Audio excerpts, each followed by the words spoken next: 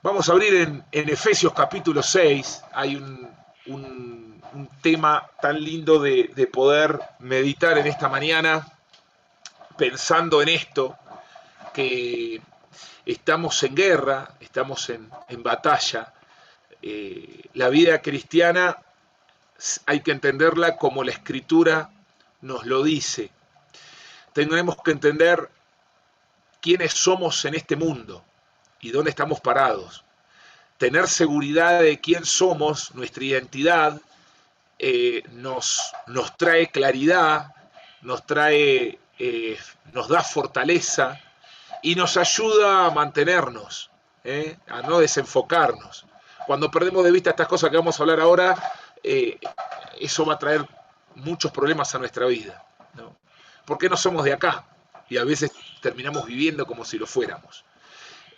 Cuando encontramos en la Escritura que el Señor amó a la humanidad, la creó y la humanidad se pierde, el Señor en su plan eterno de salvación, su intención y propósito es restaurar todas las cosas. Romanos capítulo 8 dice que no solamente nosotros sufrimos en un mundo caído, sino que toda la creación gime, dice, esperando la redención final, ¿sí? Así que desde la caída vivimos en un mundo caído, en un mundo que eligió la mentira de Satanás a la verdad de Dios.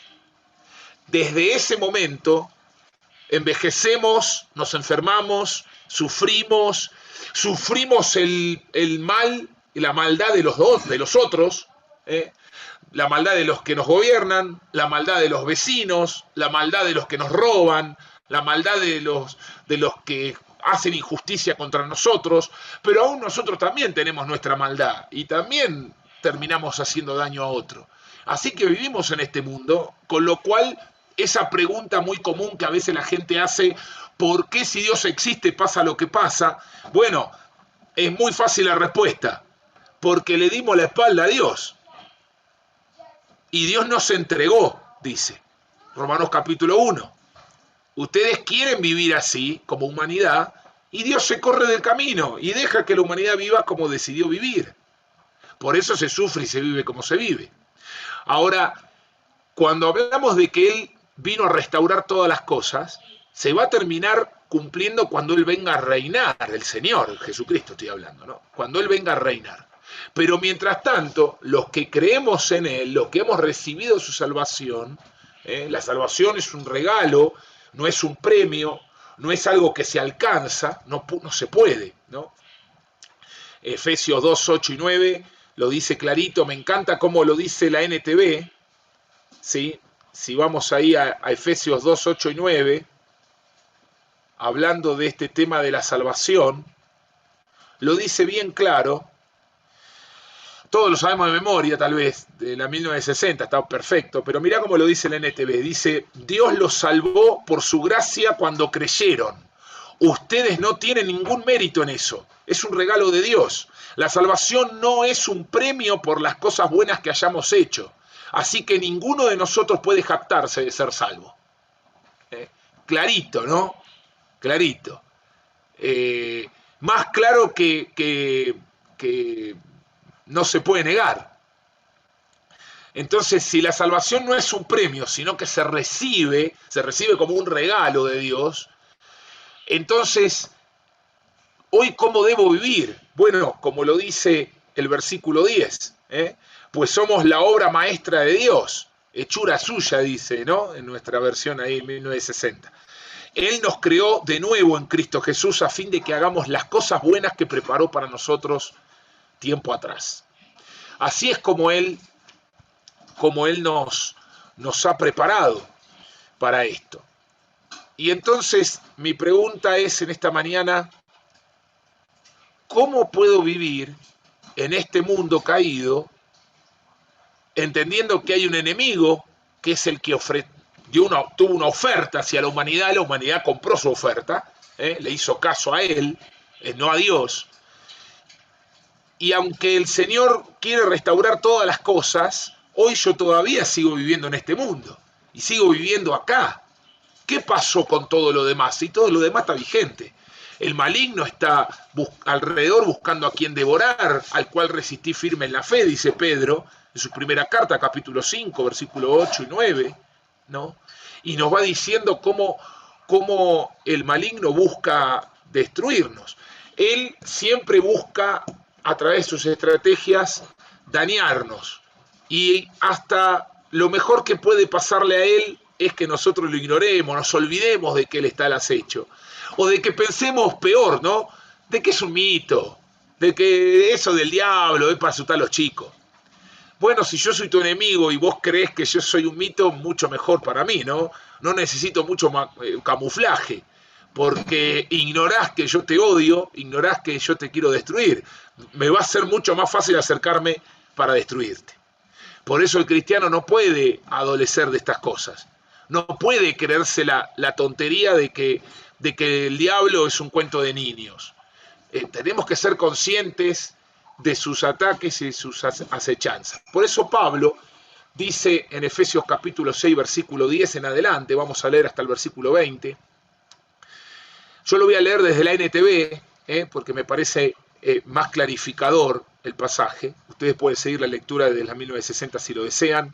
Dice la palabra del Señor así, una palabra final.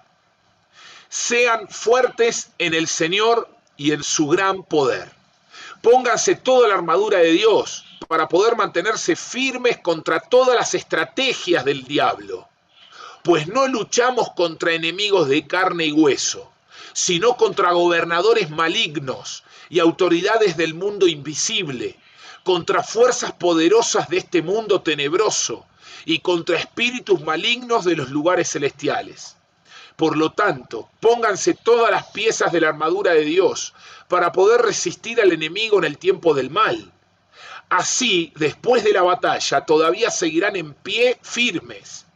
Defiendan su posición, poniéndose el cinturón de la verdad y la coraza de la justicia de Dios. Pónganse como calzado la paz que proviene de las buenas noticias a fin de estar completamente preparados. Además de todo eso, levanten el escudo de la fe para detener las flechas encendidas del diablo.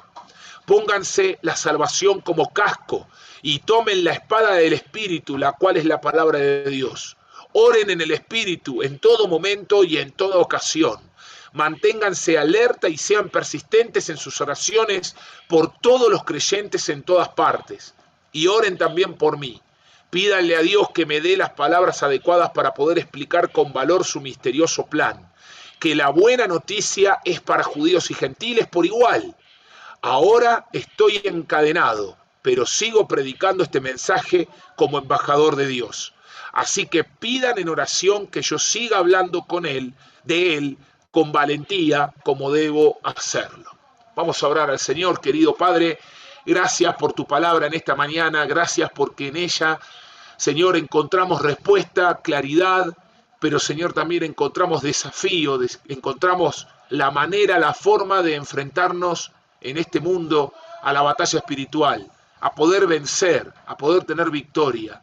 Entendemos, Señor, que a través de tu palabra, por medio de ella, de que nuestra victoria no está en nosotros, sino en ti, y que las armas no son nuestras, son tuyas, y que la manera y el estilo de vida es el que el Señor nos muestra a través de su propia persona y ejemplo. Oramos para que podamos imitarle y poder aplicar estas verdades a nuestra vida cada día. Gracias, Señor, te damos por este tiempo en el nombre de Jesús. Amén. Y encontramos en esta porción las palabras final de la carta. El apóstol Pablo nos va a hablar claramente de que estamos en guerra, de que estamos en batalla espiritual, de que no nos podemos quedar tranquilos. El soldado no se cruza de brazos y se relaja, siempre está alerta, está en constante comunicación con su comandante en jefe, y nosotros también debemos vivir así. Por eso él hace esta comparación, una comparación muy apropiada para su época y también para nosotros. Para su época los receptores de la carta iban a entender que así como el soldado romano tenía una comunicación con un comandante, con un legionario, con el el que estaba a cargo de las legiones. Un legionario estaba a cargo de 6.000 personas, de 6.000 soldados. Cada uno tenía una subdivisión interna, pero no vamos a entrar en detalles. Solamente mencionarlo para entender cómo ellos recibían estas palabras. Y nosotros estamos en contacto y en comunicación directa con nuestro comandante en jefe, que es nuestro Señor Jesucristo. Y por eso el apóstol nos vincula con él directamente. Pero nos advierte, nos dice, tenemos que prepararnos para esto. Y tenemos que usar los elementos que él nos deja a nuestra disposición. ¿Por qué? Porque no podemos ignorar que en este mundo caído Satanás es el príncipe, es el que gobierna. Primera de Juan, capítulo 5, versículo 19, dice, y el mundo entero está bajo el maligno. El mundo entero está bajo el maligno. A veces nos podemos confundir o no entendemos bien algunas verdades de la Escritura y mezclamos todo, ¿no? Y escuchamos que Jesús es el rey, entonces, ¿hoy es el rey? No, hoy no es el rey, ¿sí? Él va a venir a reinar en este mundo caído, pero hoy no reina en este mundo caído. Vive en la iglesia, en nosotros, ¿sí? Nosotros somos la iglesia, ojo, no las cuatro paredes. Nosotros somos la iglesia. Cada creyente en Cristo Jesús, en cada lugar. ¿Sabés que el Espíritu Santo mora en nosotros? En el mismo carta a los Efesios, capítulo 1, versículo 14, dice que hemos sido sellados por el Espíritu Santo de la promesa. Él está en nosotros, Él mora en nosotros. En Juan capítulo 16 el Señor le dice a sus discípulos que cuando Él se vaya nos va a dejar a uno igual de su misma naturaleza, que es el Espíritu Santo.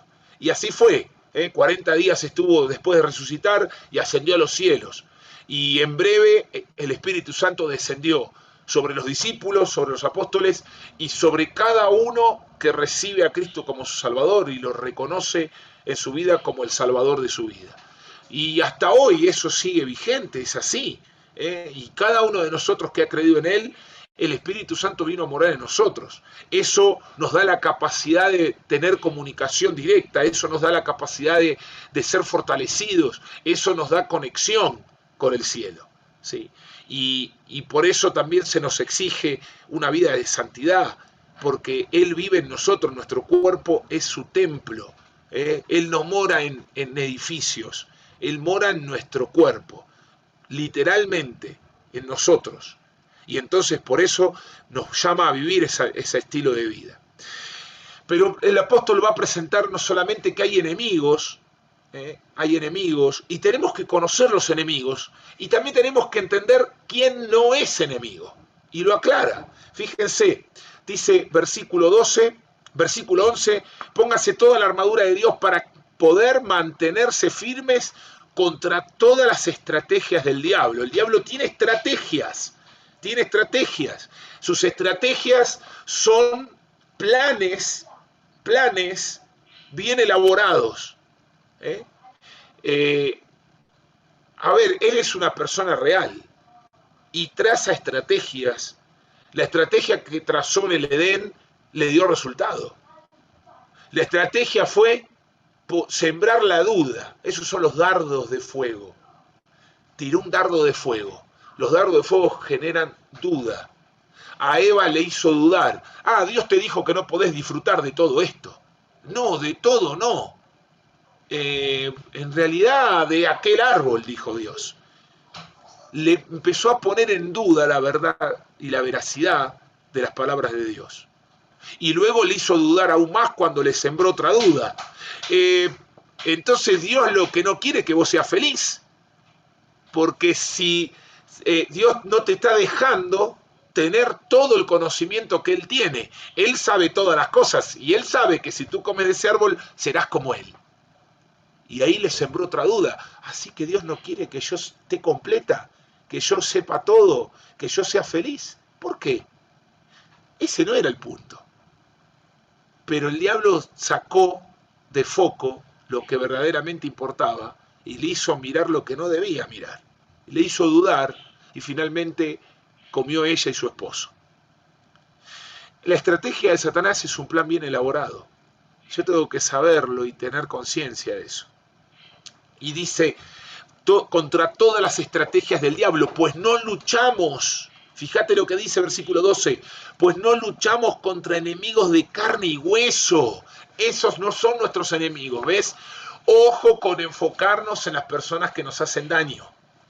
Ojo con creer la mentira del diablo de que mi enemigo es mi tío, mi abuelo, mi primo, mi vecino, el que me robó, el que me hizo daño, un desconocido. Realmente no son ellos mis enemigos. Aún un hermano de la iglesia o el pastor me dijo algo que me ofendió, que no me gustó. Momento, queridos, no somos enemigos el uno del otro. Ojo con malinterpretar las escrituras o nosotros mismos nuestras intenciones. No le hagas caso a lo que vos creés, creele a Dios. Jesús lo dijo así, Juan 16:33. En el mundo tendréis aflicción, pero confía, yo he vencido al mundo. En otras palabras, él dijo, en el mundo, si vos le crees al mundo, te va a ir mal, se sufre en este mundo. Pero créeme a mí, que yo lo vencí al mundo. Eso te está diciendo en otras palabras, créeme a mí. ¿Y qué le tengo que creer? En este caso, tengo que creer lo que él me dice. Mis enemigos no son de carne y hueso. Si tú tienes problemas con una persona y no lo has resuelto, estás desenfocado de la verdad de Dios. Porque tu enemigo no es de carne y hueso. Si tenés enemigos de carne y hueso, tenés que solucionarlo y dejarlo. Pablo dice así, procurad estar en paz mientras sea posible con todos los hombres. Es decir, mientras sea posible, ¿por qué? Y porque para estar enojado hace falta dos, por lo menos.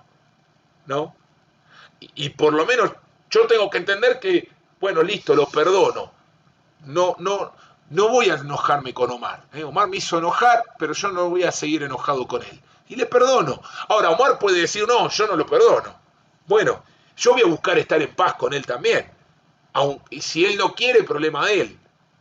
Pero yo no voy a buscar el pleito. ¿No? Por eso Pablo dice, procura estar en paz mientras se puede con todos los hombres. Si no se puede, bueno, vos buscá la paz igual. La Biblia nos llama a ser buscadores de paz y a hacer la paz. ¿No? ¿Por qué? Porque mi verdadero enemigo no es de carne y hueso. Si alguien me ofende, me trata mal, tengo que perdonarle. Somos llamados al perdón. La falta de perdón trae rencor, resentimiento, bronca y te genera toda clase de mal. En el capítulo 5, el apóstol de la misma carta de Efesios, ya Pablo te dice cómo resolver el problema con los otros. Te dice, airaos pero no pequéis. Que esa ira no te lleve a pecar. ¿Por qué? Porque la ira le da lugar al diablo, dice. No le deis lugar al diablo. ¿Sí? Entonces, la ira le da lugar al diablo. ¿Por qué? Porque la ira trae rencor y toda clase de amargura. Después dice, quitad de vosotros toda amargura, todo enojo. Y va dando una escalera descendente de cómo voy cayendo de una cosa a la otra hasta que termino en la gritería y en toda malicia, que tiene que ver hasta matarlo al otro, físicamente. O sea, es una escalera descendente que te lleva a toda clase de males, ¿no? Entonces, eso lo tengo que cortar por lo sano. Empiezo a tener problemas con alguien, bueno, no te vayas a dormir sin resolverlo, sin perdonarle, sin orar y resolver el conflicto. Te lo dice clarito. Si vos no le crees, si no lo haces, a ver, ni yo te juzgo, ni el pastor, ni nadie, porque vos no rendís cuentas conmigo, yo no rindo cuentas contigo, le rindo cuenta a Dios. Y el que le va a ir mal es a mí, si yo no lo resuelvo. A mí me va mal. Entonces, y el diablo busca eso, ¿no? Busca que yo no le haga caso al Señor. Me lleno de resentimientos porque alguien me hizo daño. Mirá, no es tu verdadero enemigo. Entonces, ¿quiénes son mis enemigos? Estamos hablando de los enemigos ahora, ¿no? Pablo habla de los enemigos. Antes de hablar de la armadura con la que voy a pelear la batalla, primero habla, tenemos enemigos, tomá conciencia. ¿Por qué voy a usar una armadura si no tengo ningún problema? No, tenés problemas, vivís en batalla, en guerra. Entonces, cuando somos conscientes de eso, digo, uy, entonces sí necesito protegerme con algo. Bueno, ¿y cuáles son las armas de esta guerra? ¿No? Pero primero tengo que definir los enemigos, y él lo define. ¿eh? Es el diablo y sus ángeles, sus demonios. Dice estrategia. En primer lugar tengo que saber que él tiene un plan elaborado, como mi enemigo. Pero dice, no luchamos contra enemigos de carne y hueso, sino contra qué, Pablo. Mirá, dice, sino contra gobernadores malignos y autoridades del mundo invisible, contra fuerzas poderosas de este mundo tenebroso y contra espíritus malignos de los lugares celestiales. Ahora yo tengo que, acá tengo que tomar conciencia de algo. El mundo entero está bajo el maligno, y cuando habla acá de todo esto, está hablando de fuerzas reales, invisibles. Me acuerdo cuando era líder de club bíblico, que estaba hablando con una chica, una jovencita, que había hecho un pacto con el diablo. Estábamos en el campamento de monte, y estábamos en casa con Vane hablándole. La habíamos llevado nosotros al campamento, y esa chica no quería recibir a Cristo. Entonces una noche estábamos ahí en el Doña Juana charlando con ella, y ella empezó a contarme cómo es la actividad satánica en el barrio, en Tapiales, en Madero. Hay lugares de ocultismo en todo el barrio. Por lo menos un lugar por manzana tenés un lugar de ocultismo. Uno lo ignora, uno no se da cuenta. Pero tenés brujos, tenés personas que lucran con esto, pero sin muchos creyendo en ese poder, y otros lucrando sencillamente, pero son esclavos de ese poder. Y van engañando a la gente, y van buscando que los jóvenes y que las personas busquen esas soluciones espiritistas. Y uno dice, no, pero eso no es tanto acá en el barrio. Está lleno. Y acá también. Acá también. En todo lugar. Porque este mundo está bajo el maligno. El poder satánico en la Biblia, cuando vos ves cómo influencia a los líderes del mundo, por ejemplo, en el libro de Daniel se ven ejemplos clarísimos y explícitos de cómo cada gobernante tiene un demonio que lo influencia. Que lo influencia. No podemos ignorar esto. Y no podemos creer que... a veces hablo con cristianos que piensan que todo eso es ficticio, es ficción. Ay, si vos creés que esto es ficción, estás diciendo que la escritura es ficción. Tenés un serio problema. Porque justamente lo que el diablo quiere es eso, ¿no? Que creamos que es ficción. Entonces no tomamos conciencia de la realidad de lo que sucede alrededor nuestro. Tenemos que sacar la cabeza del hoyo. Tenemos que mirar y mirar con los ojos que el Señor ve, como Él nos enseña su palabra. Dice, contra gobernadores malignos, autoridades del mundo invisible, contra fuerzas poderosas de este mundo tenebroso, contra espíritus malignos en los lugares celestiales. Él está diciendo, este mundo está bien organizado en el mundo espiritual, porque el diablo tiene estrategia, planes bien definidos. Entonces tiene jerarquía, tienen rango, tienen asignaciones. Él no está dando vuelta como un tonto alrededor del mundo. Clarito se lo dice a Dios Job, en el libro de Job, el mismo Satanás. ¿De dónde vienes, Satanás?, le dice Dios. De rodear la tierra y de andar por ella. Y he visto entre todos los hombres un hombre extraordinario. Pero ese hombre es extraordinario por todo lo que vos le das y le diste. Ahora tocale todo, vas a ver si no te blasfema. Mirá la estrategia, ¿no? El plan. Entreteje planes. Entonces, eso es una realidad. Job ignoró esa charla. Él nunca supo de esa charla. No tenía idea de que eso estaba sucediendo a sus espaldas, en el mundo invisible. Como hoy no tenemos idea nosotros de lo que está sucediendo del otro lado. Y Pablo nos advierte. Por lo tanto, por esta realidad, versículo 13, pónganse todas las piezas de la armadura de Dios, para poder resistir al enemigo en el tiempo del mal y poder estar firmes, dice. ¿Cómo me puedo mantener en pie? Bueno, tengo que usar las armas que Dios nos ha dado. Y me encanta cómo Pablo lo dice ahí en 1 Corintios capítulo 10, ¿no? Porque dice el versículo 4, pues las armas de nuestra milicia no son carnales, sino poderosas en Dios para destrucción de fortalezas. Justamente esas armas no provienen de nosotros, no son armas humanas, no son cosas que nosotros tenemos que planear o entretejer o diseñar. Ya te las da el Señor y me las da el Señor. Y acá Pablo las va a describir. Y mira, él dice, versículo 14, definan su posición, poniéndose el cinturón de la verdad y la coraza de justicia. Ambos van juntos. La verdad es Cristo. La verdad es la palabra de Cristo, es la palabra de Dios. ¿Sí? Jesucristo es la verdad y la palabra de Dios es la verdad. Así que es claro que el enemigo va a atacar la palabra de Dios y vamos a ver cuando prendes la tele, mirás un programa, un canal como Discovery Channel o History Channel o algún otro donde te hablan de nuevos descubrimientos, el Evangelio de Judas, nuevo descubrimiento, el Evangelio de la zaraza. ¿Y qué te dicen? Que, claro, ¿no? Catalán se ríe, pero ¿es así o no? Entonces ya te empiezan a sembrar la duda. ¿Y será que la Biblia que tenemos está bien? ¿Viste?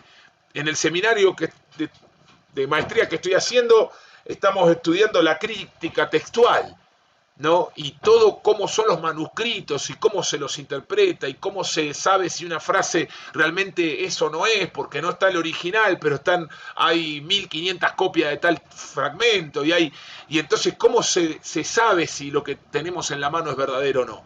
Y justamente es tan importante defender la verdad y creer a la verdad, porque el maligno va a atacar la verdad, va a atacar a la fuente de la verdad, para que entonces nosotros no tengamos base.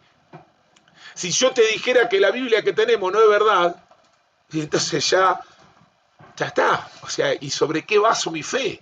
Si la fe viene del oír la palabra de Dios y resulta que esta palabra de Dios no es lo que parece. El diablo va a sembrar. Y ahí entra el siguiente, ¿no? Que ahora vamos a ver. Pero él dice, mantén tu posición. Defiendan su posición, dice, poniéndose el cinturón de la verdad y la coraza de justicia. El cinturón de la verdad, más allá de lo que era el cinturón romano, en la vestimenta, que sabemos que sostenía el resto de la armadura, realmente más que entender en la figura es saber que el cristiano tiene que andar en la verdad. Juan, en su segunda y tercera carta, dice, me gozo de que andes en la verdad, ¿no? En primera de Juan, él dice que debemos andar en la verdad. ¿Por qué? Porque justamente andar en la verdad es andar en Cristo y en comunión con Él. Y andar en la verdad es creerle a la palabra de Dios y vivir de acuerdo a ella. Eso no significa que muchas veces tropezamos y caemos, pero la verdad también me lleva a la confesión. Así que tengo que confesar y levantarme. Tengo que restaurar mi comunión cuando peco, porque sé que voy a pecar, porque sé que voy a ceder, pero tengo que levantarme. Cada vez que peco es un balazo que recibí en la batalla. Pero viste como las películas estas de superhéroe, que recibe una bala y la bala se le sale del cuerpo y se le cae, ¿viste? El tipo se levanta y sigue, ¿viste? Porque es indestructible. Bueno, nosotros de alguna manera en la batalla espiritual somos iguales. Caemos por un balazo, pero te tenés que levantar en la confesión. Cuando confiesas, esa bala del maligno, esa bala del pecado cae, ¿no? Y seguimos adelante. Quizás es una figura un poco más gráfica para nosotros, que tenemos más claro los superhéroes de hoy de las películas que la armadura de aquella época. Pero realmente es así, ¿no? Nuestra confesión y nuestra comunión con Dios se mantiene en vigencia, y es lo que nos sostiene y nos levanta, la confesión y creerle a Dios. Pero dice, habla de la coraza de justicia. La coraza de justicia. El cristiano no solamente anda y habla la verdad, sino que vive en la justicia del Señor. La justicia tiene que ver con lo recto. Y hacemos lo correcto porque conocemos lo recto. Correcto significa poner al lado de algo que no tiene torcedura. Poner al lado de algo correcto. Entonces, ¿por qué yo puedo hacer lo correcto? Porque conozco lo recto. Entonces, puedo vivir en la justicia de Dios, que es lo recto. Puedo vivir en la rectitud del Señor Jesucristo. Puedo imitarle en su justicia, en su rectitud. Entonces, hablo verdad y también vivo en esa rectitud. Esa es mi cinturón y mi coraza. Pero dice también, pónganse como calzado la paz que proviene de la buena noticia, a fin de estar completamente preparados. Los pies me dan firmeza. Con los pies, con las sandalias, con el calzado que el soldado usaba, tenía firmeza porque tenía puntas, como los botines de fútbol de los jugadores, ¿viste? Que tiene tapones. ¿Para qué? Para agarrarse en el terreno y no derrapar, no resbalarse. Así también el soldado se ponía las sandalias de guerra. Para nosotros, esas sandalias de guerra es el Evangelio. El Evangelio nos mantiene firmes. Muchas veces cuando uno se siente más o menos bajoneado por algo y te da la oportunidad el Señor de predicar, o se te cruza alguien y de predicarte el Evangelio, se te fueron todas las mufas, se te fueron todas las amarguras, todas las broncas, la tristeza, lo que tengas en ese momento, se va por el gozo de ver a alguien pasar de muerte a vida. Es hermoso compartir el Evangelio con otro y que se convierte. Es hermoso. Te cambia el día cuando guías a una persona a Cristo. Pero también la verdad del Evangelio nos mantiene firmes. Porque la verdad del Evangelio es no solamente para mí, sino para llevar a otros. Dice, además de todo eso, versículo 16, levanten el escudo de la fe para detener las flechas encendidas del diablo. Justamente, todo lo que decimos se mantiene. ¿Por qué? Por la fe. Confío, le creo al Señor. El Señor me dice que esto es así y yo le creo. Cualquiera que venga con otra cosa, lo desecho. Porque lo que Dios dice es la verdad. Y quiero andar en la verdad. Y para que no se socave la verdad, lo que sostiene la verdad es la confianza en la verdad. ¿Y de quién viene esa verdad? De Dios. Y porque viene de Dios, yo le creo. Yo hablo con un joven cristiano y le pregunto, ¿qué crees del sexo? ¿Tener sexo antes del matrimonio está bien o está mal? Y dudan. Y no está mal. ¿Y por qué está mal? Si hoy estamos en 2021. Y ahí, viste, sale la verdad de lo que realmente cree, ¿no? Y te dice, bueno, sí, hoy quizás es distinto a como era antes. Hoy ya no se respeta tanto eso porque, bueno, hoy vivimos en otra época. Entonces no le cree al Señor. No le cree al Señor. Y el diablo ahí va a seguir tirando sus dardos porque no le cree al Señor.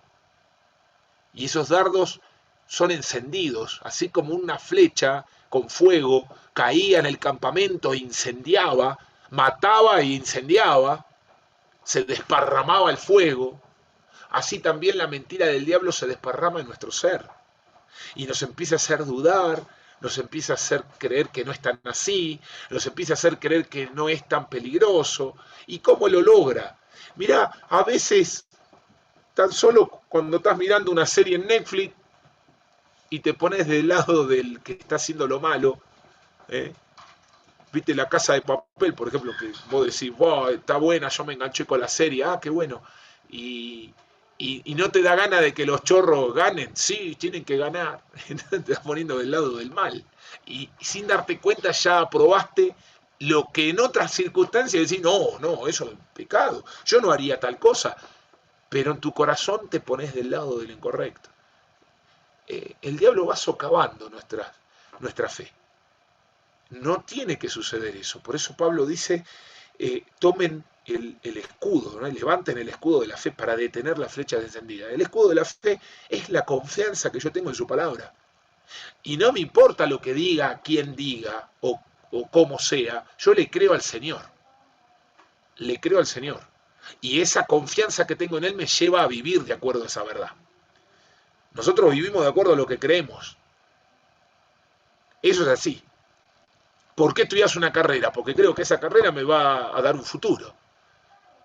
Y si te dicen, esa carrera no tiene futuro, el año que viene se cierra la carrera porque con la tecnología nadie va a dar empleo para esa carrera, ¿la seguirías estudiando? Y no, ya no. Si ya no tiene futuro, ¿para qué la voy a estudiar? ¿Para qué voy a dedicar 5 años de mi vida, 4 años de mi vida, si al final eso no me va a servir para nada? Entonces vos, de acuerdo a lo que creés, es de acuerdo a las decisiones que tomás y cómo vivís. Y yo también. Por eso cuando le creo a Dios, ¿cómo se va a reflejar esa creencia? En una conducta distinta. Por eso Santiago dice, el que dice que tiene fe y no tiene obras, ¿podrá esa fe salvarle? Es que si yo le creía al Señor para la salvación, tiene que haber un cambio de conducta. El que dice, entonces yo creo en la salvación y luego vivo como quiero, vivo la vida loca porque ya soy salvo. No entendió lo que es la salvación. No entendió lo que es la salvación en Cristo. Por lo tanto va a tener ese pensamiento y va a creer que por una simple oración de recibir a Cristo ya es salvo. Y la oración no te hace salvo, sino la fe. La fe correcta. La fe es creerle al Señor. Si el Señor me dice, vos sos un pecador perdido, te vas al infierno.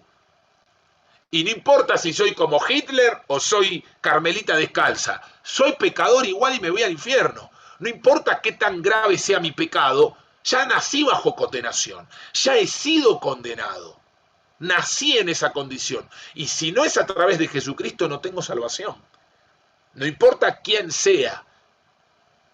Necesito la salvación que Él da gratuitamente por su gracia. Y cuando recibo esa salvación, entiendo que el precio que Dios pagó por mí, a mí me sale gratis, pero a Él le costó la vida de su Hijo. La salvación no es gratis. A mí es gratis, porque es un regalo. Un regalo siempre es gratis para el que lo recibe, porque es un regalo. Pero alguien tuvo que comprar el regalo, alguien pagó el precio por ese regalo. Entonces, a mí me es gratis la salvación porque es un regalo que se recibe por fe, pero a Él le costó su vida. ¿Cómo voy a vivir la vida loca? Y Pablo lo dice en Romanos capítulo 6 hablando de la salvación. ¿Qué pues diremos a esto? Que ahora que somos salvos, que la gracia abunda, ¿puedo vivir la vida loca? En otras palabras está diciendo eso en versículo 1, ¿no? ¿Qué pues diremos? ¿Perseveraremos en el pecado para que la gracia abunde? En ninguna manera. Pues los que hemos muerto al pecado, ¿cómo viviremos aún en él? Dice. En otras palabras está diciendo, no podés seguir viviendo como antes si realmente entendiste la gracia y recibiste la gracia de la salvación. No se puede seguir viviendo igual. Santiago lo dice de esta manera. No, esa fe que es de palabra no salva a nadie. Porque la verdadera fe cambia la conducta. Cambia la manera, el estilo de vida del que cree. Porque si vos creés en algo, vivís de acuerdo a eso que crees. Si no, es chamullo. Y el chamullo no salva. Mirá, dice también, pónganse, versículo 17, pónganse la salvación como casco y tomen la espada del Espíritu, la cual es la palabra de Dios. La salvación como casco. El otro día cuando hablábamos con estos jóvenes que no tenían seguridad de salvación, su gran temor era tratar de hacer las cosas bien para no perder la salvación. Entonces muchos frustrados andaban, porque cuando hablabas con ellos te decían que no pueden mantener la salvación, porque son débiles, porque pecan, porque a veces hacen las cosas que no deben. Entonces, si en ese momento se mueren, se van al infierno, porque al haber hecho lo que no debían, fallaron. Qué triste vivir así, ¿no? Toda la vida vivís con miedo. Entonces no podés estar enfocado en lo que verdaderamente importa. No estás enfocado en el evangelismo, no estás enfocado en la vida cristiana de servicio, no estás enfocado en nada de eso porque solamente estás enfocado en el miedo de perder la salvación. Y Pablo dice, ponete el casco de la salvación. ¿Qué está diciendo ahí? Ya soy salvo. El casco protege la mente, protege la cabeza. En la cabeza están los pensamientos. Mi seguridad de salvación me protege de pensar lo que no debo en cuanto a quién soy en esta vida. Soy hijo de Dios. Un día voy a estar con Él, pero en esta vida tengo que vivir con los pies en la tierra, sirviéndole, predicando el Evangelio, obedeciendo sus mandatos. La seguridad de salvación trae seguridad a nuestra vida. ¿Y quién soy? ¿A dónde voy? Entonces no vivo con miedo, ni busco no pecar para no perder nada, no tiene que ver con pérdida de salvación, sino con pérdida de recompensa en todo caso. Pero dice también la espada del Espíritu, la cual es la palabra de Dios, la espada del Espíritu, en la cual puedo sostenerme, porque con ella la palabra de Dios llena mi mente y mi corazón, pero también da respuesta contra las acechanzas del enemigo, contra la mentira del enemigo. Cuando alguien viene con la mentira, y puedo responder con la verdad. La espada me defiende y ataca. Habla de la espada, y la espada romana era de doble filo, era un sable largo, recto, de 2 filos, y servía para la defensa y el ataque. Nosotros atacamos con la palabra de Dios no para destruir, sino para derribar pensamientos equivocados, derribando fortalezas que se levantan contra el conocimiento de Cristo, dice Pablo. Y cuando estás predicando el Evangelio estás haciendo eso, estás usando la espada del Espíritu para derribar esas fortalezas que se levantan contra Él. Pero también muchas veces en la exhortación entre nosotros como hermanos, usamos la palabra de Dios para exhortar, porque no es mi pensamiento, no es lo que a mí me parece, sino la palabra de Dios. Y cuando te animo con la palabra de Dios, hay cambio. Cuando vos me animás a mí con la palabra de Dios, hay cambio. Porque eso es lo que produce la palabra de Dios. Dice en Hebreos capítulo 4 que la palabra de Dios es como más cortante que una espada de 2 filos y que no tiene lugar oscuro en nuestra vida a la que no pueda llegar. No hay escondite en nuestros pensamientos, en nuestro corazón, a donde la palabra de Dios no llegue. Dice que discierne los pensamientos y las intenciones de nuestro corazón. Ahí donde nadie más puede ver, donde nadie más puede entrar, la palabra de Dios puede entrar. Por eso, qué útil que es poder usarla. Y la tenemos reabandonada, ¿no? Porque muchas veces la palabra de Dios pasa toda la semana sin ser abierta por mí. O a veces solamente es abierta en la hora silenciosa y nada más. Y hay un tesoro en la palabra de Dios que me enriquece. Y que es la que me va a permitir defenderme y atacar. Hablaba el otro día con los consejeros que teníamos. El domingo llegaron, el lunes ya tenían que estar de consejero. Y de la balosa, hacían de todo. Y les digo, ¿viniste preparado para ser consejero? Y los chicos, viste, 18, 19 años, 20 años, nunca fui consejero. Entonces, yo le decía, ¿cómo vas a aconsejar si no tenés palabra de Dios adentro? Entonces, ellos mismos reconocen, y uno mismo reconoce, ¿cómo hago para aconsejar si no conozco la Escritura? Y no se puede. Hay que conocer la Escritura. Hay que conocer lo que Dios dice, porque ahí está la respuesta a la necesidad humana. Yo no puedo satisfacer las necesidades humanas. La palabra de Dios sí. Entonces, eso es lo que muchas veces nos puede pasar a cada uno de nosotros. No conocemos lo que Dios dice. Solamente escucho la palabra de Dios cuando estoy en una reunión de la iglesia o cuando estoy en algún ministerio. Y nada más. Bueno, con eso solo no alcanza. Con eso solo no alcanza. Y termina, ¿no? Diciendo, oren en el Espíritu en todo momento y en toda ocasión. Manténganse alerta y sean persistentes en sus oraciones por todos los creyentes en todas partes. Esto es, la oración es la comunicación, es el canal de comunicación con el comandante en jefe. Tiene que ser fluida y constante. No puede ser un ritual. Hay un momento en el día donde oro al Señor formalmente, digamos. Pero después hablas con el Señor. Tiene que haber eso de, Señor, ahora voy a la iglesia, Señor, ayúdame que voy a tal cosa. Señor, qué buena oportunidad esto de ir a trabajar. Hoy quizá tenga la chance de hablar con mi compañero de trabajo.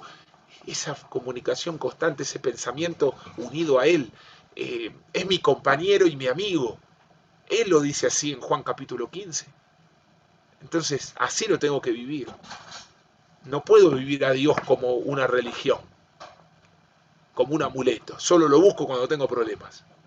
Queridos, terminando, pienso que toda esta verdad que nos dice al final de esta carta a Pablo es la manera práctica de vivir las verdades que él dice en los primeros capítulos. Dice que fuimos escogidos, todos los que estamos en Cristo somos salvos. Y que en Él fuimos sellados por el Espíritu Santo. Y que en Él somos miembros activos y vivos de la Iglesia. Y que en Él podemos avanzar en fe.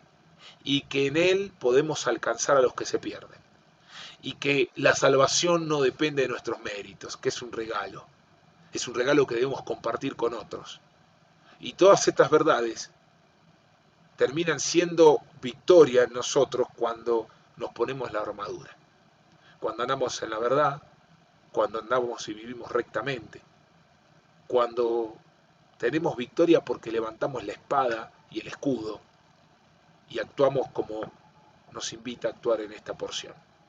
Que así sea para nosotros, que podamos vivir de esta manera. Oramos, querido Dios, gracias en esta mañana por tu palabra y por este tiempo de aprender y conocer más la verdad de las Escrituras, de este enemigo que nos acecha, pero de la verdad de una armadura espiritual que proviene de ti, que no son armas humanas, que ya todo lo has dado tú para que vivamos en esta vida, en victoria, sabiendo que no somos de aquí, que estamos aquí temporalmente, que nuestra ciudadanía está arriba en los cielos, de donde esperamos a nuestro Salvador. Señor, que vivamos bajo estas verdades y que te creamos cada día y vivamos de acuerdo a esa fe que tenemos, esa confianza que tenemos en tu palabra, que crezca cada día, que podamos vivir de acuerdo a tu verdad. Gracias, Señor, porque tu verdad nos hace libres y nos da victoria sobre el maligno y sus demonios. Oramos en el nombre de Jesús. Amén.